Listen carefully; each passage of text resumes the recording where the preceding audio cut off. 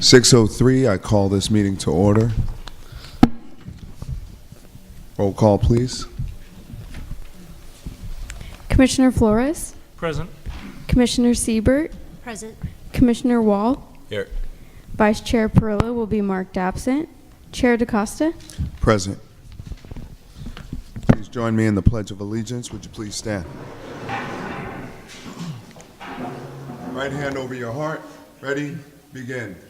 I pledge allegiance to the flag of the United States of America and to the republic for which it stands, one nation, under God, indivisible, with liberty and justice for all.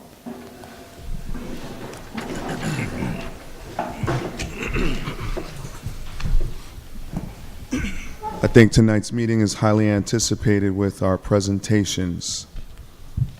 And it looks like we'll go into item 3.1, mail theft presentation by United States Postal Service postal inspectors. Good evening. There's a podium right there.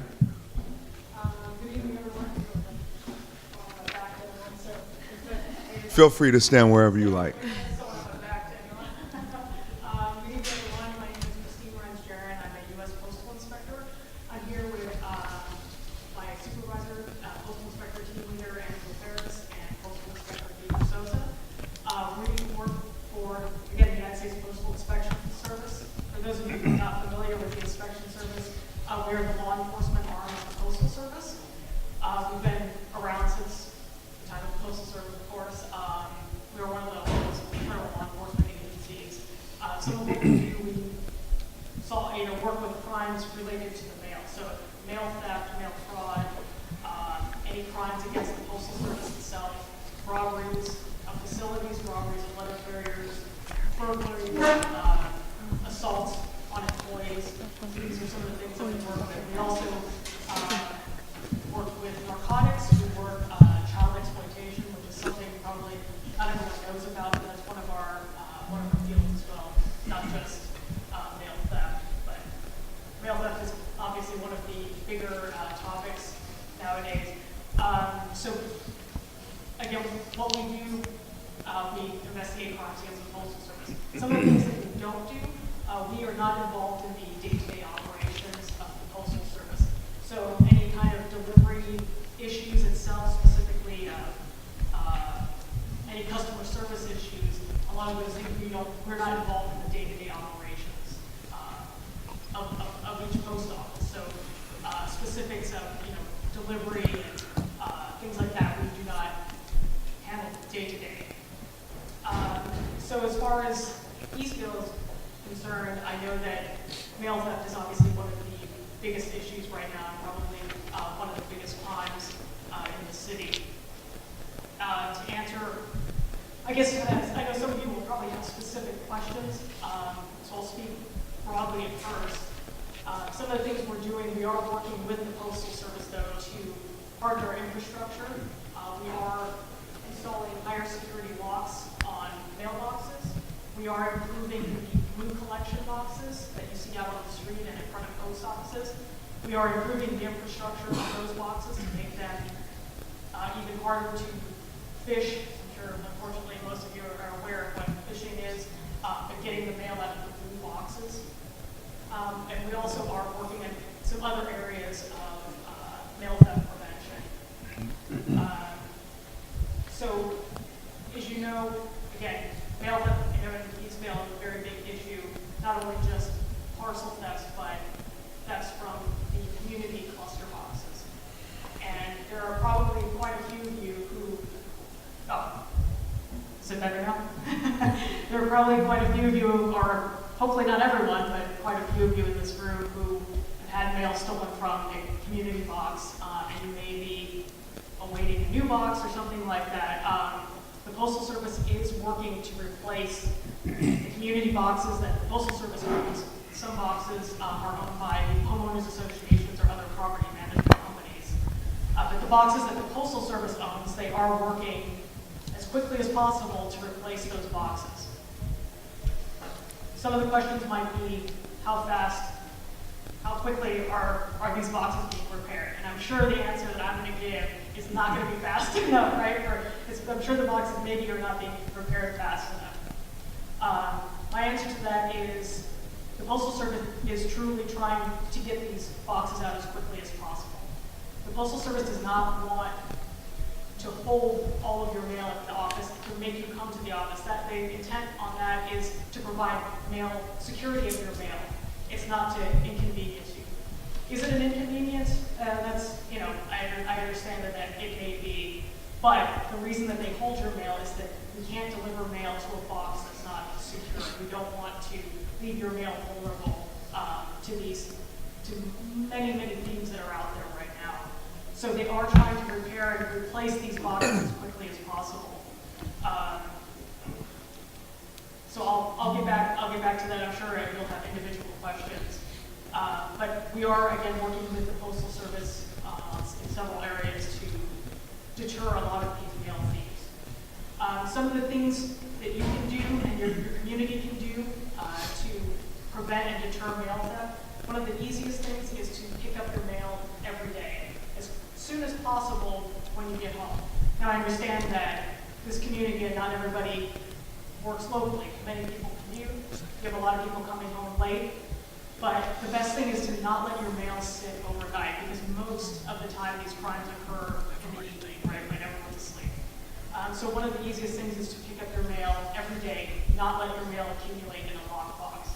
Much like you wouldn't allow, much like, for example, you wouldn't leave your laptop in your vehicle in plain view of a potential thief, because even though your doors are locked and your windows are up, that thief can break the glass and still try to get into your vehicle, right, to get your laptop that's sitting right there. So much like that, we urge everyone to pick up their mail every day. If you're going to be on vacation, to put in a mail hold, to put a vacation hold in with the Postal Service, so that they can hold your mail while you're away and not let the mail accumulate in a box. Always report any instances of mail theft to the inspection service. And I can provide the Postal Inspection Service's phone number for any reports that need to be made for mail theft, and also for mail fraud and other crimes against the mail. And that phone number is 877-876-2455.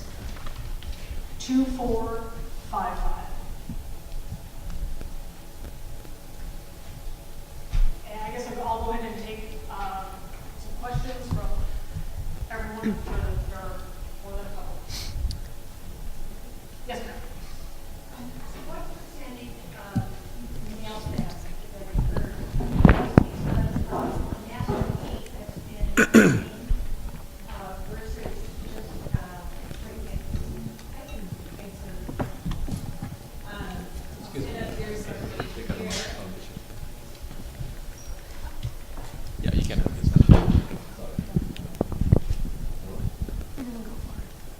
As much as I'd like to give you a specific percentage, we can't, because oftentimes the person that is victimized with a key, a counterfeit key, or a counterfeit master key, they don't even know that they're being victimized. So we know that figure is not accurate at all.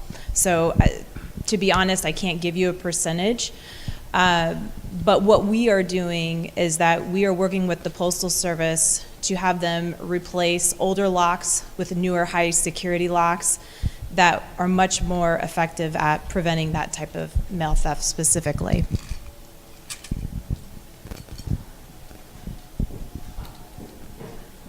I've been in this community for 13 years, and every time I saw it posted on the Facebook page that there was some mail theft going on, I said, oh good, it never happened to me. And guess what? It happened to me. This has been a reoccurring problem for it seems like 2 years at least. Why hasn't the post office done something before now, if they know this is a problem, to put higher security or higher, better locks on the mailboxes so it's not so easy for someone to come in and vandalize the boxes? Well, it's because there are so many addresses that they deliver to, and right now they are trying to target their efforts the best that they can in the areas that are being hit the hardest. And so In fact, my team is the only team that exists in the country that is dedicated to mail theft prevention, and that was created within the past 2 years. And so we are well aware of the problem, the inspection service, so is the Postal Service, and it's great to see all of you here as community members and being active and pulling together your resources the best that you can. And we're here because we want to hear your complaints, your concerns. We meet with postmasters on a regular basis, and we come up with ways to deal with this problem together the best that we can. And one other thing, just to piggyback on that. Sure. Sorry. I also wanted to say that the local mail theft inspectors do work closely with local law enforcement to make arrests and to prosecute these thieves. Unfortunately, there are many of these thieves out there. Our local inspector has made great progress, and there were many indictments last year, but rounding up, 20-some mail thieves, unfortunately, is not going to solve the problem because of how many thieves there are out there. Yes, we've made many arrests, and we continue to make arrests. The mail theft teams continue to prosecute criminals all the time, but unfortunately, we are dealing with more than just a couple of mail thieves. Hello. First of all, I want to thank you for coming out tonight and reaching out to the city of Eastville and its residents. Thank you very much. The city of Eastville has experienced more than 15 cluster mailbox break-ins last December, 27 break-ins in January, lower in February, primarily due to the rainstorms, and trending higher in March. The numbers aren't in, of course. With that being said, what are the numbers of break-ins in Eastville compared to other nearby cities? Where are they? Who are the highest numbers on the mailbox cluster break-ins? I think what I want to establish, and I'm kind of working on this on my own, are we at the high end? Are we at the low end? Are we at the average? I would say that communities in general, where you have NDCBUs, they're at more risk because it's a one-stop shop for a mail thief. And it's also because, let's say you had a residential traditional mailbox at the end of a driveway, that person, they have the ability to make that very, very secure. But mail thieves are willing to work very hard at these cluster box units because they can get so much in one night, because many people do have a tendency to leave mail, parcels, and so it's a very vulnerable target. And oftentimes they're located in spots that at the time when they came up with the idea of centralized delivery, it was to get the mail there as quickly as possible. So it's a very convenient, area, or located very conveniently for the carrier, but also for the customer. We want them to be able to get to their mail easily within their neighborhood. And so sometimes those are not located, whereas in locations that we would want them to be in terms of security. They may not be, well-lit areas, might be at the end of or at the very beginning of a neighborhood where it's very easy for the suspect to break in and leave, and maybe there's no cameras. Okay, thank you. What I really wanted to know is, statistically, are we on the higher end here in the city compared to Norca, compared to Chino Hills? Are we on a higher rate of break-ins than the surrounding cities? Do you have any I don't have any statistics that I can give out. Thank you. Just one again. While I have the mic, let me ask one more question. Any reward funding available from USPI to offer to the public to help reduce these crimes? Let me make a comment that a few city council meetings ago, I brought this idea up. The city, the mayor supported this, actually offered $100 to kick it off. I offered a second $100, and it was shut down by the city manager. So with that question, Do you have any reward funds to help deter this crime, to bring awareness? We do have the ability to use rewards, but that also requires us to have like a photo or something, you know, that we can put out there to the public. But that's something we would definitely be willing to do. How do we work on that? I can get your information, Can you and give me information on this? most definitely, and I can put you. Ideas to contribute to that concept. Yes, we have a local mail theft team that we could. Okay. I could go ahead and we could work with you on that. Thank you.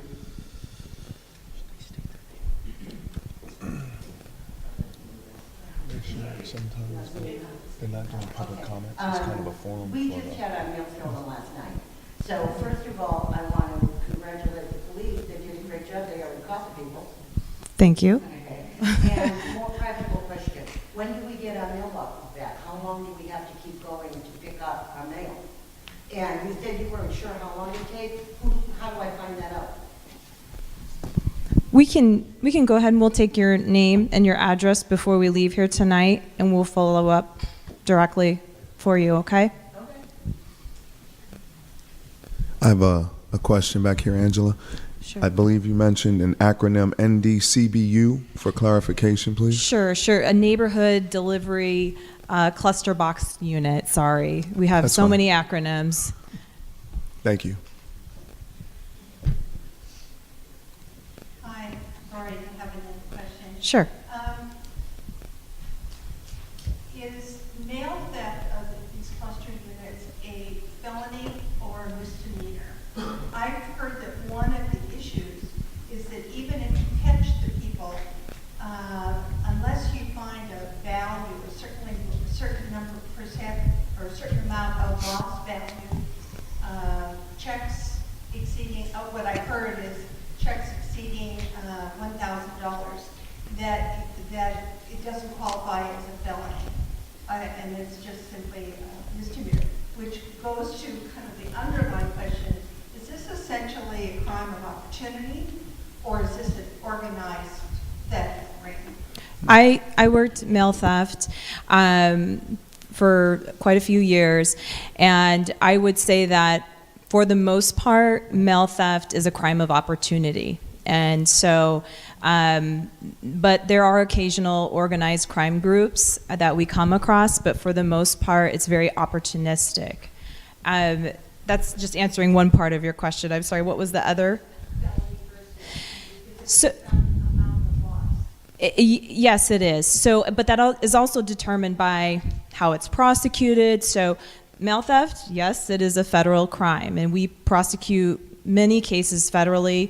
We have a great relationship with the U.S. Attorney's Office, and they have been prosecuting at a relatively high rate. But we also have the ability to work with local law enforcement, and we ourselves also can present cases to the local district attorney. But what I think you're touching on is probably Prop 47. Yeah, and so that has been a challenge. There are some cases where we could work easily with local law enforcement. We could come up with charges together, and yes, we could prosecute much more aggressively, I would say, or get better maybe results or lengthier sentences. Mm-hmm.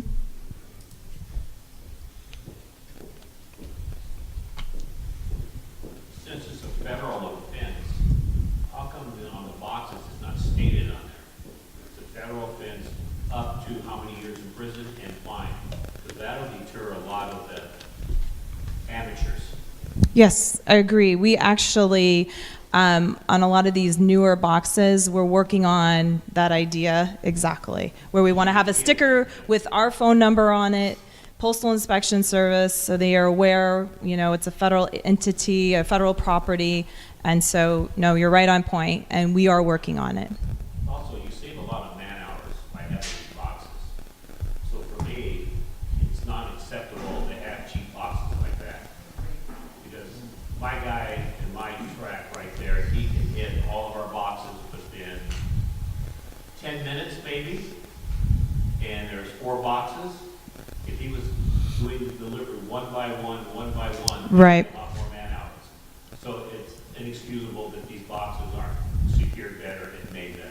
Yes, and the Postal Service, they are aware of that, and they do want to continue to have centralized delivery. So they are replacing the current boxes that are antiquated, have reached zero life, with much more higher security boxes that cost significantly more. But those are only the ones that are in need of replacement. Right, and that's really because they're working on it. That's going on, we should be doing that anyway. Yeah, we are. We're trying to do our best to, if we see an area that's being targeted, if we can, we will make recommendations to the Postal Service if they have the ability to do so to get it replaced. But again, we're being reactive instead of proactive. I- How do we become proactive? By having meetings like this, I mean, it really, and talking to you, and we're going to put together these ideas. We talked to the Postal Service, we expressed your concerns, and that you do want us working proactively. We much prefer that. So we're working on it. How come we can't pick up our mail closer? Norco, for a lot of us, is a lot closer than Corona. It's a hassle to go all the way down to Corona to pick up our mail. Norco, I go to Norco all the time. Corona's way by the 91, way over. And there's And no that- free way to get to there. You have to go by side streets, and it takes forever. And unfortunately, that's a delivery side question that I can't answer, but we can make mention of it, that's a concern. Yeah, and also, we don't have a post office here. We got over 50,000 people here. There's not even a substation here. My mom retired from the post office. And there's no excuse why there's not a substation. I've been out of states a lot, and I've seen substations at Staples, as an example. Sure. Texas. Why are there no substation? Yeah, it's something we can ask. We can talk to our growth and development section and see if, I talked to the lady delivering today, and she said, well, maybe someday. I said, I probably won't be here when that happens. well, hopefully. It seems like you guys have to take information back to your powers that be. How do we make that connection? How do we send an email? How do we send correspondence to them so they can understand you've got 50,000 residents here who are tired of this? Yes. They're being forced to have community boxes, but they're not secure. Yeah, I'll gladly give you my email. You can email me and we can work together. But if I email you, then you have to take it back to someone else. Is there someone that we can email directly? There's not, because there are so many moving parts, so many different groups involved to try to tackle this issue. To be honest, no, you're going to get nowhere. And that's why they did create this team, was to try to bridge that gap where we noticed, hey, we're not going to wrest our way out of this problem. And we really got to have, that's why I said I have regular meetings with postal management, and that's when I bring up these issues. I say, hey, I just went to this community meeting, and they are fed up. What can we do? Can we get this moving faster? What needs to be done? And that's what we do. Can you have your mail sent to a P.O. box locally? Do you know? In other words, can I have my, go there to a transfer, so I want to send to this P.O. box? If you wanted to rent a PO box in Norco, yes, Well, yes. you still here, right? Yeah. Or, yeah, And yes. they can do it, like, take it 3 months. I hear it's taking 2 to 3 months to fix it. So what it costs me to rent a P.O. box, I'm gonna save money, it isn't on gas. Perhaps right now, yeah, but we'll see. I'll take your name and we can follow up on it. We have a question for people that are viewing. They said that, you mentioned earlier on that the Postal Service created these cluster boxes as a convenience for the customer. And they said, as customers, can we request to go back to household mailboxes? Because it appears the savings is just the Postal Service. And how do we get help when the Corona Post Office never answers the phone? I will take that question again back, and I'll ask that question when I have a meeting with local postal management and see and try to get feedback. It's not a convenience. I've seen it pour down rain, the guy across the far end down there trying to walk in the rain to get his mail versus walking out his door and it's working, it's right there.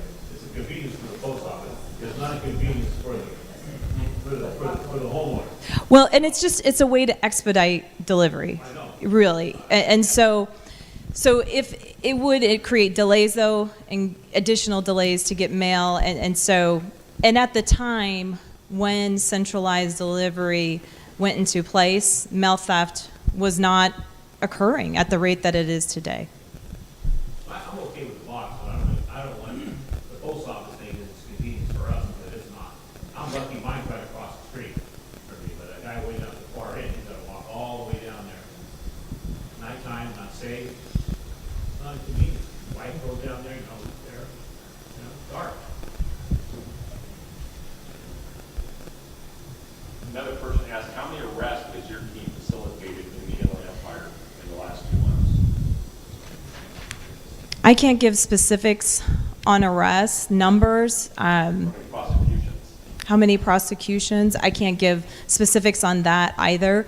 But I do know that within the past year, they have had several arrests federally in this area. Are cameras paid for by HOAs, for example, or whoever, are cameras an effective deterrent? In my opinion, yes. I would, if I lived in an HOA development and there was funds available, I would want to have cameras. Not only might it serve as a deterrent, but law enforcement, we really like cameras because it gives us an opportunity to track down our suspects.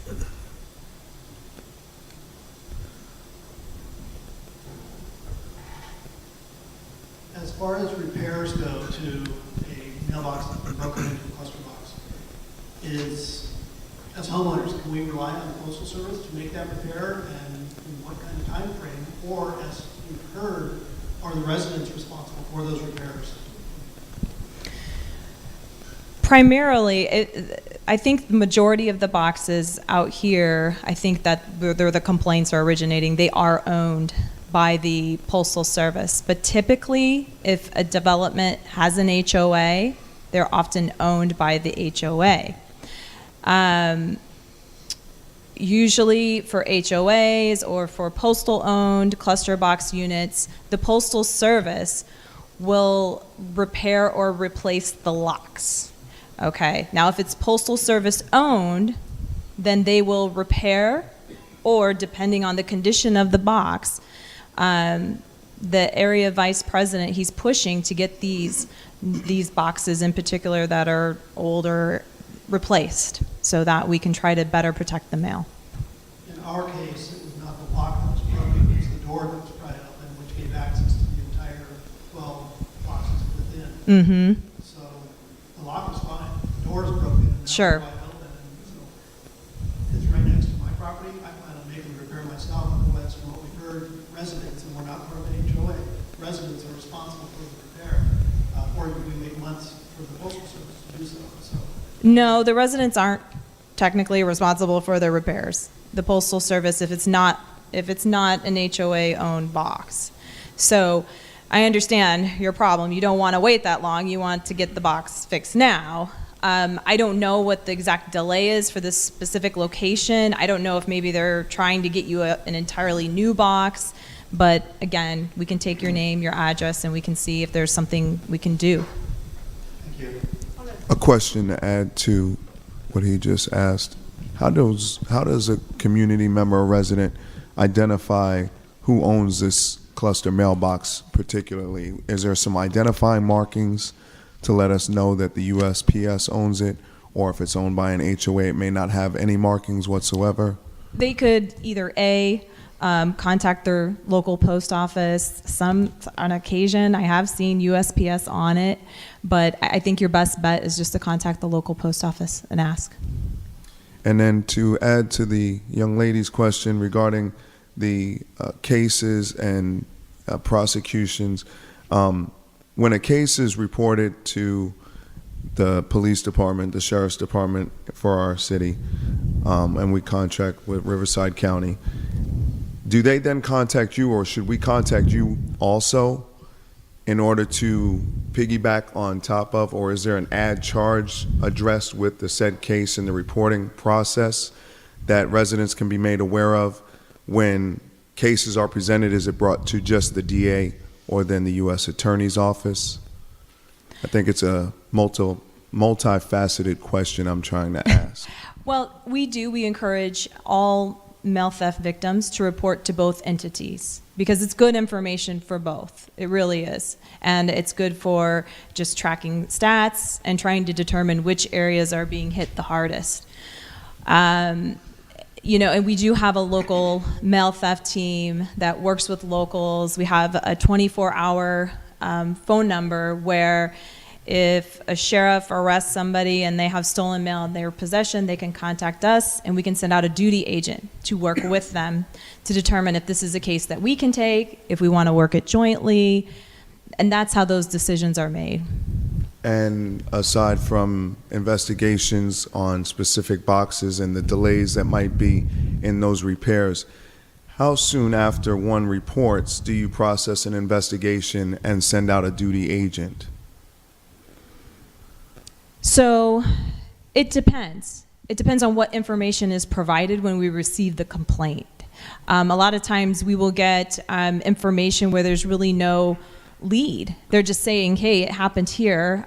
My mailbox was broken into, but there's no suspect description. There's no information really to follow up on other than we know that something occurred. Now, if they say, well, hey, I have surveillance footage, then they're much more likely to get a phone call, say, okay, I want to come on out, I want to pick up that surveillance footage. And so that dictates how these cases are managed, and also just the sheer volume of it, there's many factors that go into play when determining which cases and how they're going to prioritize them. Thank you. I asked these questions because I too fell victim last year, and since that one instance or occurrence, I have placed a camera on my mailbox, and it hasn't occurred since then, but I feel for these residents that are going through this present day. Definitely. On a quick side note, that, I don't think I specifically mentioned originally, but the city of Corona and Eastvale included that all the areas that are delivered out of the Corona post office receive, there have been many developments as far as in placing higher security locks on your boxes. The city of Corona and the Corona postmaster made very significant steps to increase the security of your mail. And I know that you say that, I know that you have boxes that are still being broken into, but please believe me that last year the postmaster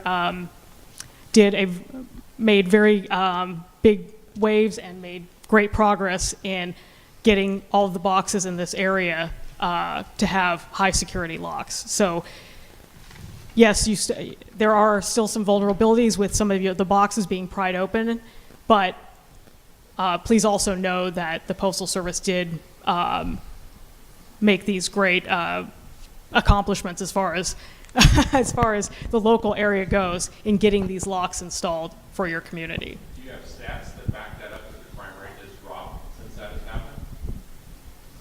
I don't have specific stats. No, we don't have any specific stats on it, but we do know, we can recognize that there is certainly a reduction in counterfeit key theft or suspected incidents where we install those locks. And that's why the Postal Service is making such an investment in those locks.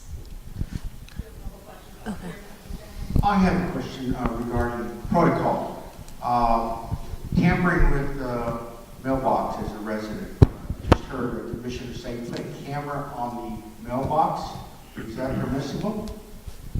You can, as long as it's not on the property of the house, box itself, facing. but if you Not have, physically on the box, right? yeah, you can point it in the direction from if you're at your residence and you have eye shot of it. I've seen that done.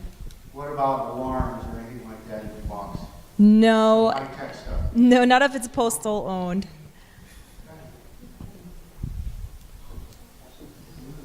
I'm just curious, Christian. Christian, you said you had this problem last year. How long did it take for you to get your box fixed? I don't know if they fixed it right away. I don't remember the time frame, but we had to pick up our mail for about a month at the local post office in Corona, there on that Circle Street, Grand Avenue. But it was 6 months after that they then replaced the lock with the higher security lock.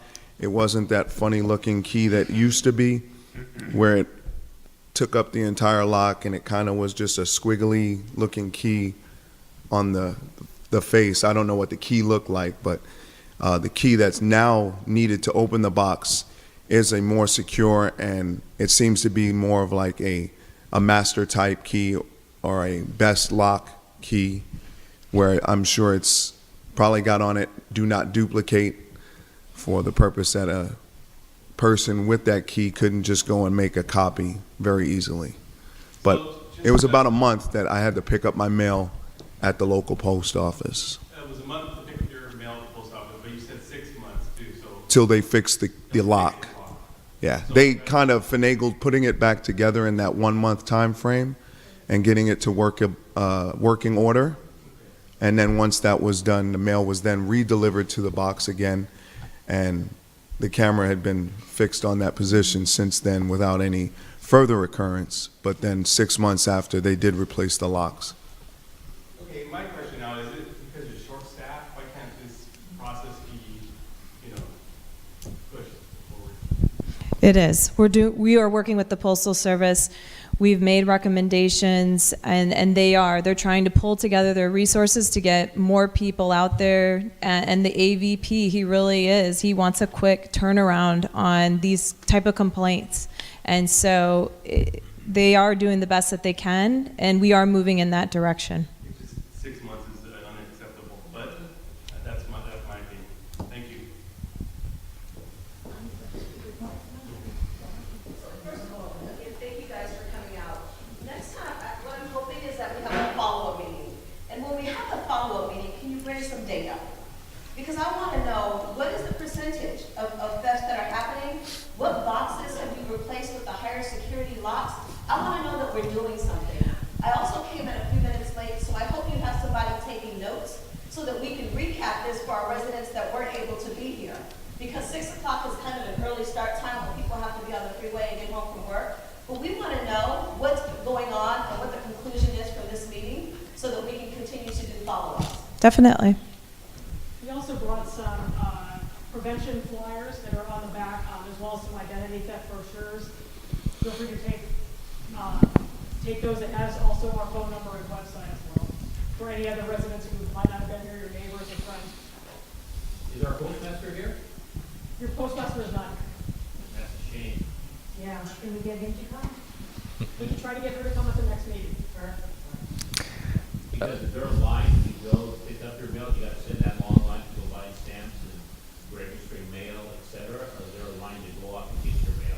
Because I've been to that post office before, it's long. They try to do separate lines, and it just depends on staffing. They try to do separate lines so that people who are purchasing stamps and mailing parcels and all that can stay in one line, and those who are picking up mail can go together. I can't say that happens every time, it just depends on staffing at the office at the I time. mean, it's really sad that our postmaster's not here. This reflects on him. We'll ask for the postmaster to attend next time. Mr. Chair, I just want to speak to the inspectors. Thank you for coming, inspectors. Appreciate this. In the future, we're going to coordinate with you and the Sheriff Department to see if more follow-up meetings is necessary, and also to have, like been requested, the postmaster to be in communication with us. Also, we have FAQs about mail theft in our website, and I'm sure the information that has been given tonight is going to be added to the FAQs. Going to upgrade that, including your phone numbers and not only your phone numbers, your emails, and also the phone numbers that we have in here. I hope that is going to be okay. Yeah, and what is also helpful, though, I know you'd mentioned, well, let's do a follow-up meeting, is let us know in between now and then about specific issues from your community members that you guys are hearing about. And then we can start kind of working on those in advance and seeing where everything's at. Sure, yeah. We'll try to coordinate another meetings with the Sheriff Definitely. Department and yourself. Thank you. I actually already sent information to Lieutenant Forbes and to your city manager for posting onto your social media. Okay, thank you. Thank you for thinking about social media. many of the people in Eastvale use Nextdoor as a website. In fact, I noticed there was someone who actually, in the most recent case, I think it's the most recent case, of mail theft break-in, there was an informed citizen who observed a suspicious vehicle. I countered back, did you get a license, but had a good description of the vehicle. And since she's related to a police officer, I wouldn't be surprised if she did get, actually, and I assume she would have gone ahead and turned it in to to Riverside. The other question I have is, how is your data aggregated? It seems to me that it's aggregated by zip code. Is that reasonable? When you're speaking of data, are you talking about delivery? Are you talking about crime statistics, or? I'm talking about crime statistics, like break-ins. There is a limited amount of information that we can release to the public about statistics, because we have to get approval from our headquarters to do so. And so, because we do cover such a large area, we have to make sure that the information that we release to you is exactly what they're releasing to our congressional representatives, and that it's very accurate. And so that's just speaking on crime statistics. Now, I can't speak on the behalf of the Postal Service and answer those questions about maybe other specific data that you're interested in. No, I'm interested in crime statistics. Okay. And typically, the way crime statistics are aggregated would be zip code. And one of the problems is we share a zip code with Corona, and that. We ourselves, we have a database where we can delineate all of that data. So we can break it down, so we can know specifically zip code, city, route specific even. So we can do that. Correct. Would we be better off, it seems to me that you have kind of a lengthy review process. Would it be helpful for us as citizens of Eastvale to work with our political representatives to obtain that information? I guess what specific information is it that you would like? As I said before, crime statistics. Are you just talking about just plain mail theft statistics? Yes. They can't provide that information to you. It'd have to come from our headquarters. So I guess I will go back to my question again. Would it be helpful to work with our congressional representatives to help get it? No, because Would not. they're not responsible for releasing that information. Okay. Thank you. I have a question. You had said something about cluster box when they reach zero life. What does that mean? Very old, dilapidated, just very vulnerable to a break-in. Yeah, and then you had mentioned earlier infrastructure, the higher security locks. How do you know if your cluster box has been replaced? If you haven't been broken into, how do you know if your cluster box has been replaced with this higher security lock? It just depends. I mean, you know for yourself because you had a specific incident, and it would be a question to ask your local post office. We don't release that information to the public because this is on social media. We wouldn't want everybody to know where higher security locks are. We don't want the bad guys to know that. So, but if you were to reach out to your local post office, I think they might be able to address that. Okay, and then I have a couple questions, if Sure. that's okay. A lot of the thefts have been occurring by breaking into the outgoing mail. Mm-hmm. Have we talked about, has there been discussion about maybe moving that slot to either the top of the box so they don't have the leverage to pop it open? Has there been any kind of communication like that that you can speak about? We have been in communications with the Postal Service about trying to maybe like fortify that or finding a way to make that so it's not such a vulnerable location on the box. Right. but it's something that we can bring up to postal engineering. Okay. And then,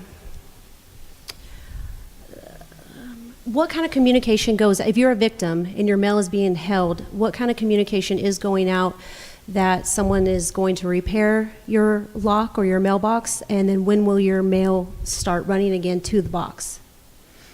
It depends on the area and also how long the Postal Service is waiting on the box. There's many factors that go into play, but ideally if a break-in occurs, notifications would be sent out to that customer saying your mail's being held at this location.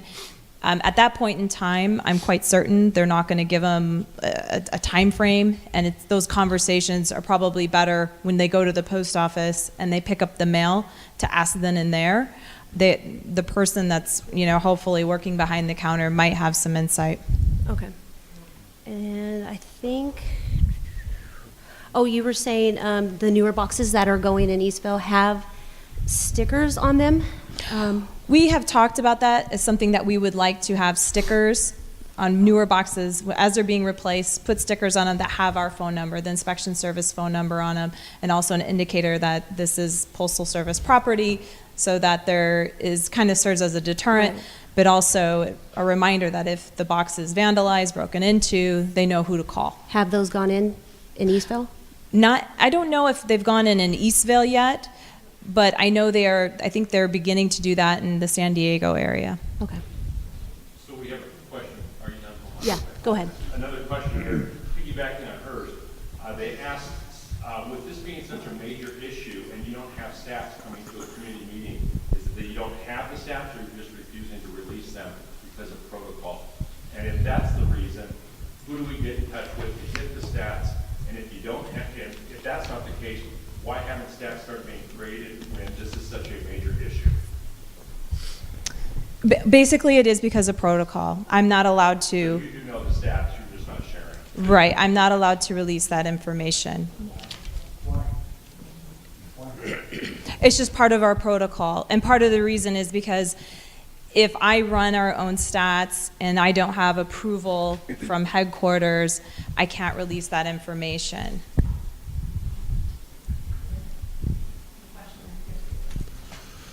Yeah, I'm recently new to East Valley, from Phillips Ranch. I'm a retired probation officer, and we were the victim of vandalism as well. But no one ever told us that it had occurred. It was like 2 or 3 weeks. I asked my wife, when I get any mail, and her reply was, well, all the bills were paid. But I know we wasn't getting mail, no junk mail or anything. So when my neighbors said, oh, you have to go to Corona to pick up your mail. So when I finally went over there, I had a big stack of mail. So we were never told that mail was being held. Secondly, I would like to know, once these perpetrators are caught, how much time you actually get. Because here from LA County, you get a probation officer. 10 days in jail is like a day and a half. You get lunch, you go home the next day. So is there any proof, how much time these perpetrators actually getting? It depends. It depends if they're prosecuted on the state side, the federal side, their criminal history. All of those are factors. So really, truly, it just depends on, it's a case-by-case basis. So if they're new to this type of activity, they get, 5 or 10 days in jail and that's it? Not necessarily, no. No. Well, how many of these perpetrators actually gone back out and committed the same crime? Pardon me? How many of these perpetrators have actually gone out for a second time and got rearrested? It's hard to say. They could have been picked up by local law enforcement. They could have been picked up by us. But I can't say. Yeah, I would much prefer that they serve longer sentences. But unfortunately, that's out of my control. So you're saying if they get reported to the sheriff's department, they don't contact you? No, we communicate, but generally speaking, they serve 85% of their time. So they do serve significantly, maybe, a significantly longer sentence. But on the state side, too, they may have a wider variety of charges that they can pursue.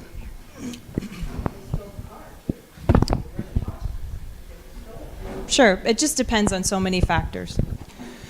There's an issue since I've been here for 30 years. I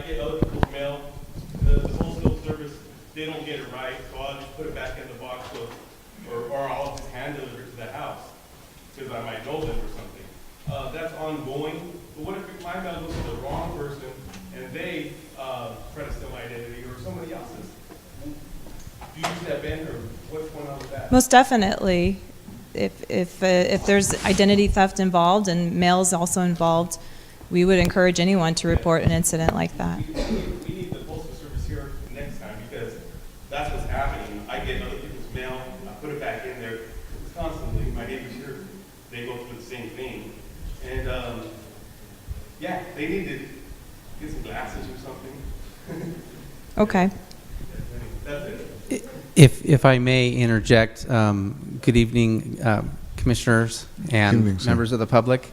I'm Lieutenant Scott Forbes. I serve as your Assistant Chief of Police, and it was I reached out to the Postal Service law enforcement branch and asked them to attend tonight to address the crime aspects of mail theft.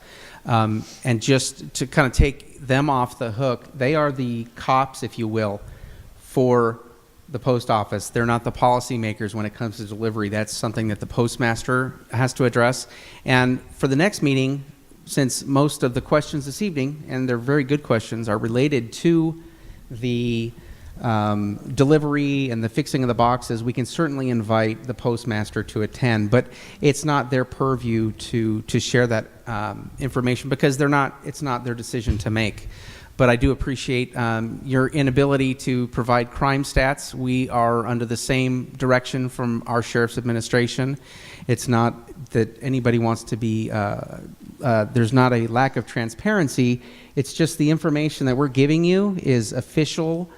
It's official records, not just for the sheriff's department, for the post office. That has to be vetted through sheriff's administration, so we don't have individual officers in the field giving different numbers every time. It's not a lack of transparency. I'm sure they're more than happy to share stats, as are we. It just has to be vetted through the administration. And on our level, I can't speak for you, but I know on my level, at the station level, we are not authorized to release that information. A couple other things, questions that came up were, how does a crime get reported? Do you call the sheriff's department? Do you call the postal inspectors, or do you call both? And why call both? If I want to explain the process. If your mailbox is broken into, the sheriff's department will send a deputy. If you choose, we will have a deputy respond or take a telephone report. That report is then forwarded to the postal inspectors. They get each of our mail theft reports. That's standard practice. I can't speak to what the postal inspectors do with that information, but typically there is no suspect information. It's merely documentation so we can track where these crimes have occurred. If it's a noteworthy case where we have good, viable suspect leads that can be immediately followed up on, or if we have someone in custody, like we did this morning in our neighboring city of Norco, then we make a call to the postal inspector, and depending on the circumstances that we present to them, they may or may not send an inspector out right away. And there are other cases that I don't want to say no theft is trivial, but there are some cases that are minor in comparison to other, like a crime ring. The postal inspector's office has a threshold that they have to meet before the assistant U.S. attorney will intervene. And if I'm speaking out of turn, just let me know. There is a threshold. You're right. And I know that please don't ask them what that threshold is, because they are not going to tell you. Not because they don't want to be transparent, but because if they say the threshold is $100,000 of mail, then every thief out there now knows they can go out and steal $100,000 worth of mail, and the assistant U.S. attorney won't file a case. So they can't share that information, just like we don't release details of a criminal investigation until it's concluded, because we don't want to show our hand and risk losing a good prosecutable case. The last point I wanted to bring forward was that there have been a lot of questions about when is my box going to be repaired? Are they going to retrofit the older boxes, etc.? We recently had our Deputy Myers, who is the Eastvale Community Relations Deputy, and also she's the coordinator for Neighborhood Watch. She sent email out to each of the Neighborhood Watch block captains, and I think most everybody's in a Neighborhood Watch group here. If you know it or not, you are. in your neighborhood. She asked them to poll the residents to find out whose boxes were broken into, have they been repaired, or have they been contacted about that repair being made. That information was forwarded to your congressman, who is working with the postmaster to get those either repaired or retrofitted. I apologize, I can't give you a timeline. That's something that the city manager is working with the congressman and postmaster on.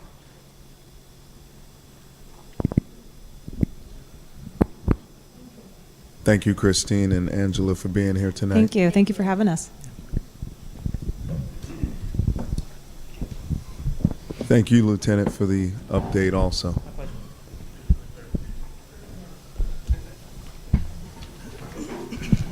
Moving on to item 3.2, monthly police department update. Sarge?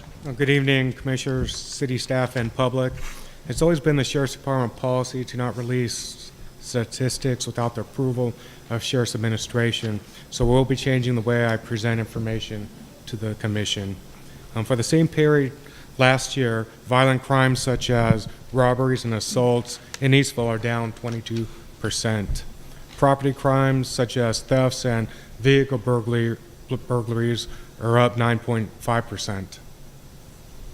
I know mail theft is still a concern for the Public Safety Commission and the citizens of Eastville. I assure you the police department is continuing to be proactive in deterring and arresting suspects of mail theft. Some of the proactive enforcement conducted by the police department include additional patrol shifts have been added so more officers are patrolling the city during hours when mail thefts are occurring.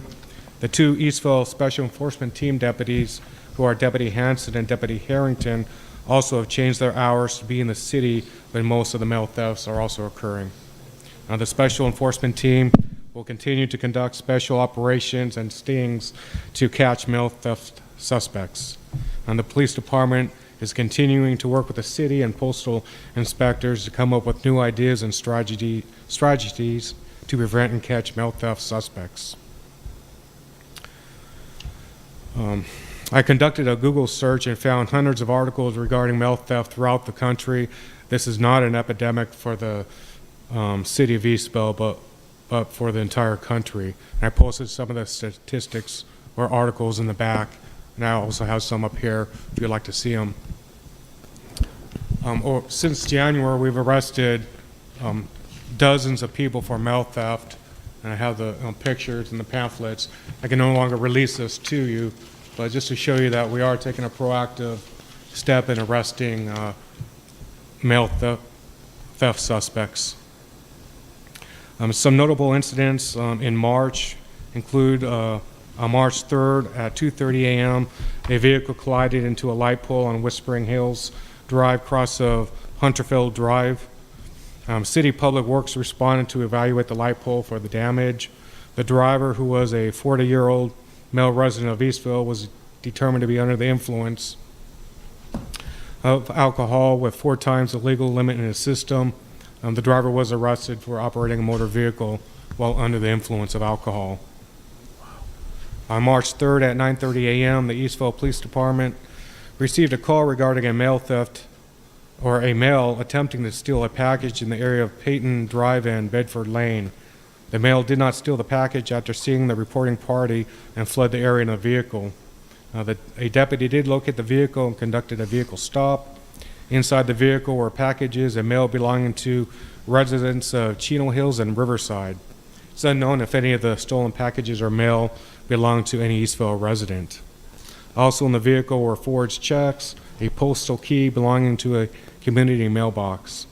The suspect, who was a 24-year-old male resident of Orange, was arrested for mail theft, identity theft, forgery, and possession of stolen property.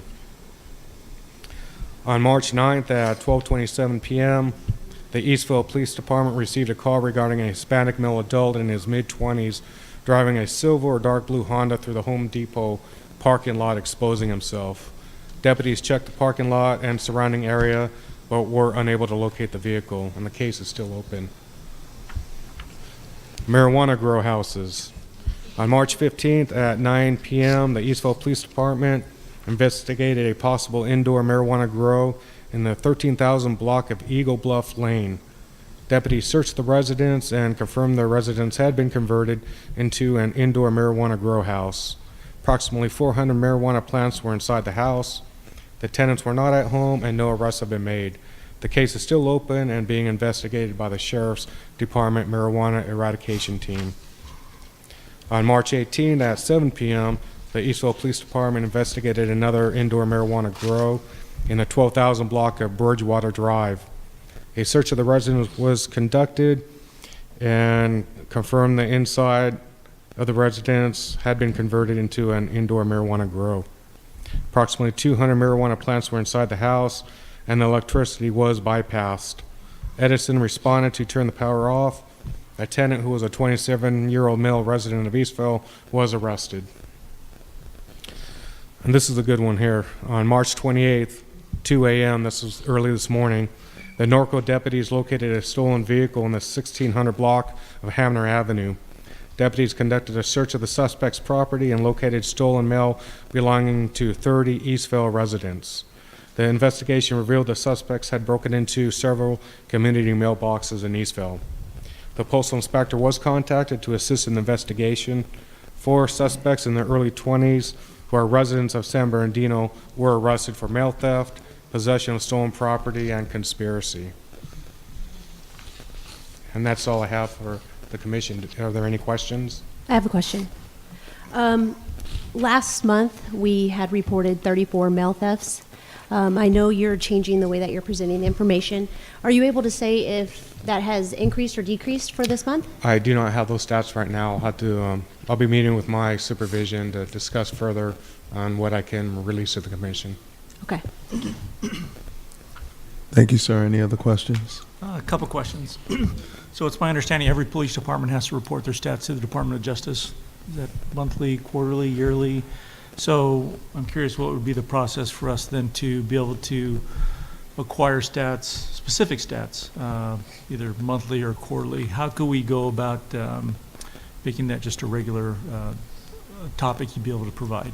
If you wanted certain statistics, I'd have to request that through my chain of command up to our Sheriff's Administration, and it'll be up to them what statistics they would like to release or will release. Okay, so then maybe next meeting, rather than have you request them, every month to headquarters or quarterly or however you do your, whether it's semi-annual, if you can maybe next time bring some information on what the protocol for the commission would be to get that. Absolutely. Appreciate that. Thank you. Any further questions? Seeing none, we'll move to item 3.4, monthly fire department update. Good evening, sir. Good evening, Commission. Thank you.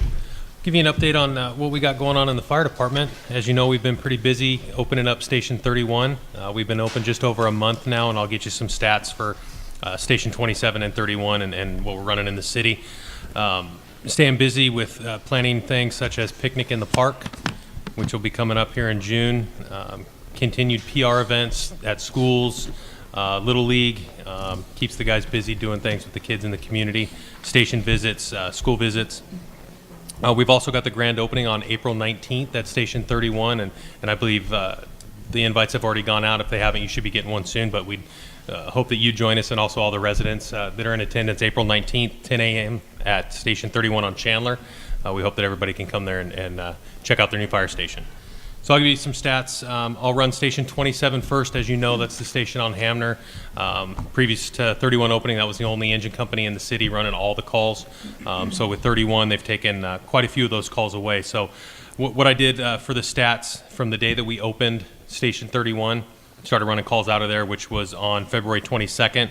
I ran stats from February 22nd until March 22nd, so I'll give a month time frame.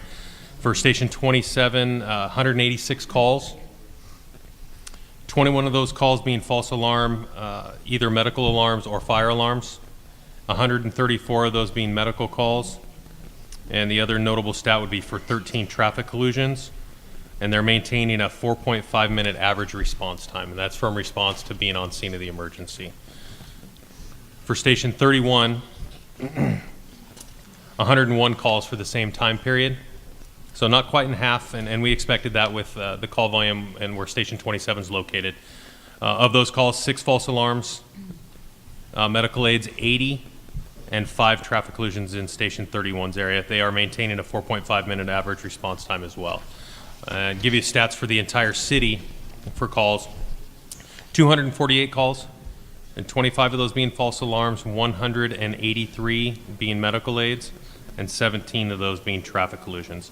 The numbers, if people are doing the math, the numbers are not going to add up because of the cooperative fire protection that we have. 27 and 31 will sometimes run into Harupa Valley, sometimes run into Norco. Conversely, we get engines from both of those jurisdictions as well if 27 and 31 are both on, and those won't be reflected in these responses. And that's the update that I have for you for the fire department. I'm here to answer any questions. Thanks for that clarification. I was doing the math. Okay. Any questions? Seeing none. Thank you. Thank you, sir. Moving on to item 4.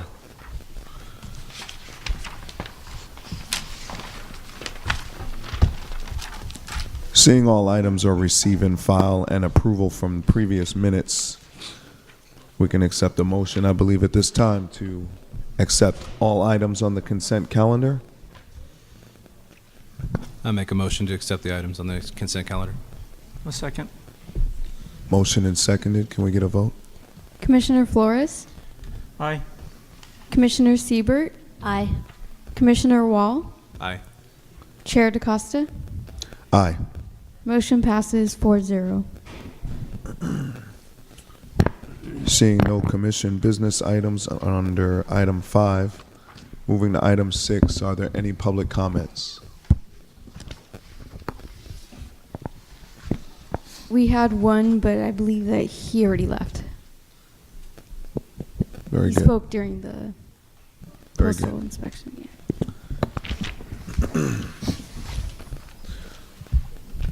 City staff report. Joe? Good evening, Honorable Chair and Commissioners. City Manager Neeson sent her regards from beautiful Austin, Texas. She's with her family this week, taking care of the spring break and the family. I just have a few reports. On March 6th, we have a meeting with a school, Rosa Parks, and also Augie Ramirez School regarding Whispering Hills traffic. I want to report that the meeting went really well, and both principals were at the meeting, and our RSO, Sheriff Department was there, city staff was there, and Mr. Steve Ellis from CNUSD was also there. And as you notice, in the morning, they'll put the cones on the outside by the red curb, and it's just an educational purposes. It's not meant to be there all the time, but it's helping the Sheriff Department to make sure the parents know they're not supposed to park on the red curb. And also the school has taken an action by removing the time of no left turn just coming out of the driveway.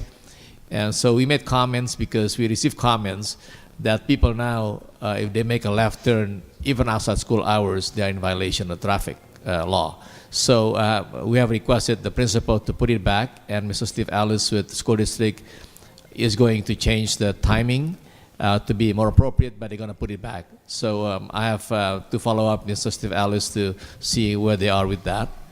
And also the left turn lane, as it's coming out, has been closed. So traffic leaving the school in the morning and the afternoon, they cannot use the left turn, so they have to be forced to make a right turn. Even though traffic is still making a U-turn down on Whispering Hills west of the school, that is something that we have brought up to our Sheriff Department and for enforcement. Mr. Sergeant Davis was there at the time of the meeting. That is about the meeting. And the other one I'd like to report is that if you notice, about a week ago or so, we had a sinkhole by Hamner Avenue at Swan Lake. Just a day or two before the storm came, Flood Control District has fixed that hole, and now it's been working pretty well. The third report I have is on March 29th, which is tomorrow night, around 11 o'clock or so, City of Norco is going to close Hamner Avenue just before the bridge on the Norco side. If you notice, there is quite steep slopes on Norco side, and has been sloughing off and then eroded.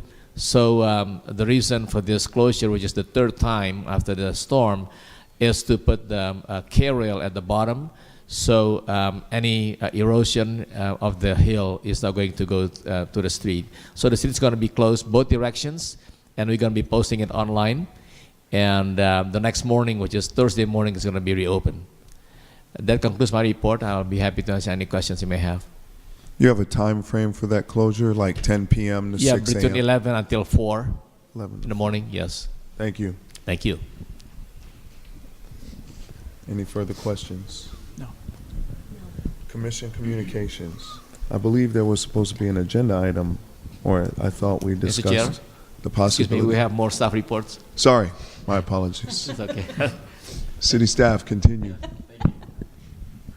Good evening, Chair and Commissioners. Just a couple of updates from the public information side of things. As Chief Scribner said, for those listening still, Fire Station 31 grand opening on April 19th at 10 a.m. It is free to the public. Children, families are welcome to that. There is a flyer and invitation on the city's website, and we have been doing social media posts for that. Also, next Tuesday, April 4th at 6 p.m. is our 6th annual State of the City event. If you're not registered, make sure you register. It is also posted on our city's website, and we've been working with the Eastvale Chamber of Commerce to push that out on all the social media platforms as well. And I also just wanted to bring up that we did earlier this month create a mail theft webpage on the city's website that is inclusive of how to report mail theft, precautionary and preventative measures, reporting measures, and also a what's been done page. And even as recent as today is when we received the press release regarding the narco deputies that arrested the suspects. That's all been posted on the city's website as well. So we work very cooperatively with the Sheriff's Department and Police Department to make sure that we keep the residents apprised on the website of all the mail thefts that are going on and all the different measures that are going on from the Congressman's office on upward. So just want to remind the public that that's also available for you as a resource. And I believe that when Jessica posts the recording of this session tonight, that will also be posted on the mail theft webpage for the City of Eastville as well. So for those of you who weren't able to attend or to watch on Facebook Live, it'll be posted there as well. That's all I have. Thank you, Aaliyah. Good evening, Chair and Commissioners. Craig Bradshaw. Just one item. I sent out a doodle request for times for the draft radar speed study. I believe Commissioner Flores, Vice Chair Perea, and Chair DaCosta as an alternate.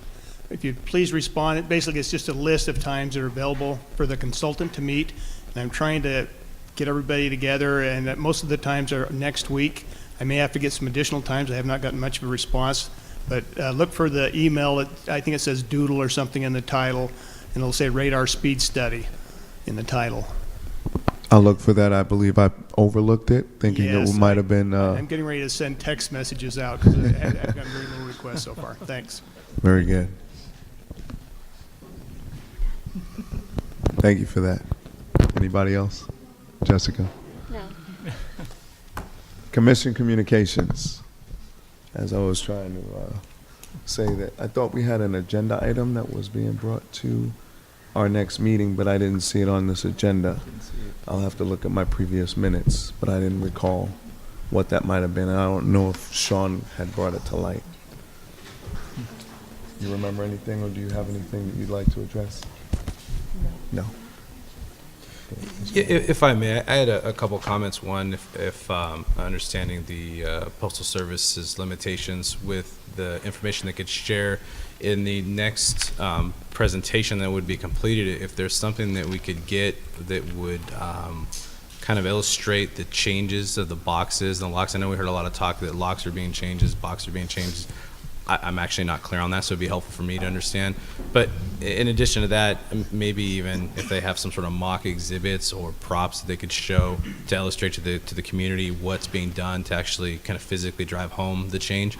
And on top of that, some sort of rollout plan. It's hard for people to understand if someone says, well, we're working on it, but if there's some sort of plan that's being put together that shows, hey, here's where we've been, here's where we're going, and here's our expected time, I think that would probably be useful to the community.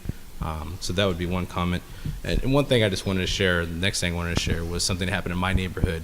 there was some trash cans being stolen. Obviously, I understand the city can't do anything about that, but what was impressive to me is my neighbor was a victim of one of them, and he actually came and shared it with all the neighbors around and told us, and so it benefited him because I actually found his trash can. I was driving to the park with my kids, and there was a couple of them laying on the street right there next to Sumner and Blossom. And so it just kind of illustrated, you know, if to see something, say something, communicate with your neighbors, you're going to get a lot done faster than you would if you just keep to yourself and don't do anything. So I thought that was something worth mentioning. So thank you very much.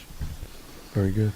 I just have a couple things. One, I'd like to thank the Postal Service for coming out and being willing to address our concerned citizens. The city really takes this issue very seriously, so we're very appreciative of the time you took at an evening to come out and talk to us, and also be willing to express to your postmaster our request, and then being willing to come back out. So thank you very much for doing that. Also, I'd like to thank the Sheriff's Department. It's a thankless job, but let me tell you, you guys did some great work. So please express in your briefings to the officers who are actually going out and doing some good police work. Particularly the grow houses affects everybody. The person exposing himself, obviously, and also the efforts toward the mail theft arrest. So thank you very much for the work you do. And last but not least, I was so happy to see so many members of the public coming out, truly hearing your concerns, and this is what makes Eastvale so great. When people come out and get involved, it's easy to complain, but when they come out and express their concerns, it really makes a big impact. So thank you very much for those that came out. And for those that can't for one reason or another, but do come online, it's important that we just kind of drive home our missions together. We're in this together, so thank you very much. Again, it's actually not time for public comment, sir. I apologize. Can you hold your question? Yeah, after the meeting. Thank you. In closing, I did want to piggyback on David's comments. I do think.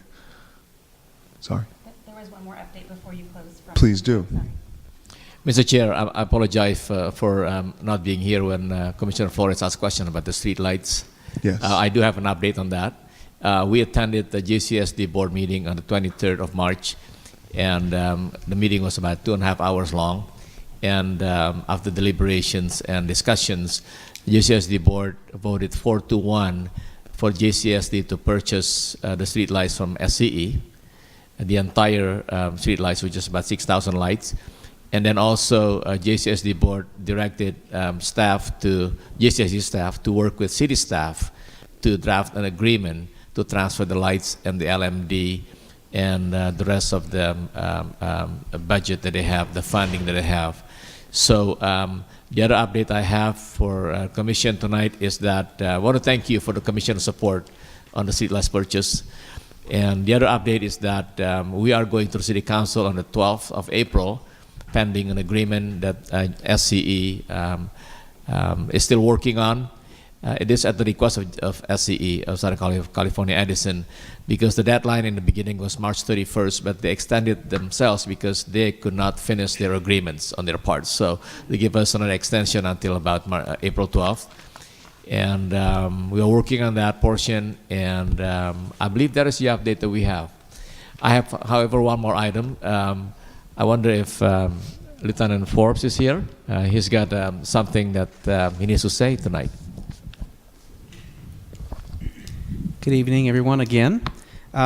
We had a period of time where there was no one at the helm of the ship when Captain Horton promoted to chief. We were fortunate in that on March 2nd, we have a longtime veteran of the Sheriff's Department and other departments promoted, and it's my pleasure to introduce Captain Dan Hedge, our new commander. Thank you very much. I think I met you just a couple minutes ago, but I appreciate the opportunity to introduce myself. I've been with the Sheriff's Department since 1996. Prior to that, I worked for the Paris Police Department when they had their own police department, starting from 1987 to 96, so for 9 years. So I've been with law enforcement for 30 years. I've worked in this general area. I've worked in Jurupa Valley, Eastvale before they were incorporated. Then I've also worked Norco as a deputy and also as their contract chief. So I'm very familiar with the area. When I came to the Sheriff's Department in '96, I started with the old Riverside station over on Spruce in the city of Riverside. Then when they built the Jurupa station, I was part of the transition team, and I was one of the first deputies to work out of the Jurupa station, working black and white in this general area. So very happy to be here. Hopefully we can have a good working relationship, which I anticipate. Nothing's changed.